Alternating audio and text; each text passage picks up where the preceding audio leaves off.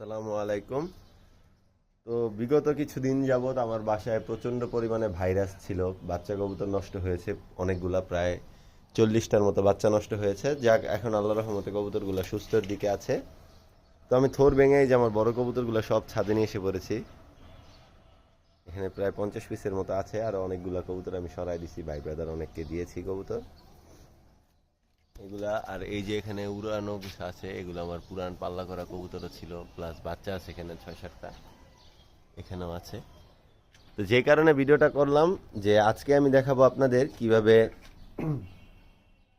কবুতর জীবাণুনাশক করতে হয়।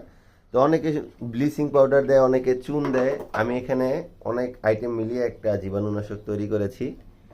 তো এখানে ফার্স্টে আমি দিয়েছি হেক্সাসোল, তারপরে দিয়েছি স্যাভলন। সাথে হেক্সাসোলটা জীবাণুনাশক আর স্যাভলনটাও জীবাণুনাশক, অ্যান্টিসেপটিকের মতো।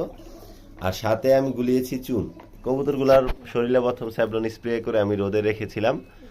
আর এখানে এখন আমি আমার কবুতরের ঘরটা পরিষ্কার করার জন্য ফার্স্টে এগুলো সব পরিষ্কার করে একটু গরম তাপ দিয়েছি। আপনারা কাঠগুলো দেখলেই বুঝতে পারবেন, মানে আগুনের মতো একটা মশাল বানিয়ে দেন এটাকে পুরোটা হিট দিয়েছি। এখন এই চুনটা দিব, দিয়ে এটাকে প্রায় 1-1.5 ঘন্টা রেখে দিব শুকানোর জন্য। ভিজা অবস্থায় চুন দিয়ে কবুতর খোপে দেওয়া যাবে না, কারণ কবুতরের শরীরে পড়লে ওই জায়গাটা পুড়ে যাবে বা ঘা হয়ে যাবে।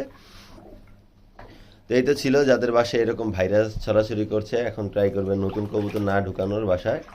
আর বাসায় ব্যাকটেরিয়া জনিত যে কবুতরগুলো আছে ওগুলাকে জবাই করে ফেলা বা সরাই ফেলা বাসা থেকে। তো এই তো আজকের ভিডিওটা এভাবেই ছিল। আশা করছি আপনাদের উপকার হবে ভিডিওটা দেখে। যদি উপকার হয়ে থাকে আমার চ্যানেলটা এবং আমার ফেসবুক পেজটা ফলো এবং সাবস্ক্রাইব করার মাধ্যমে আমার পাশে থাকবেন। আল্লাহ হাফেজ।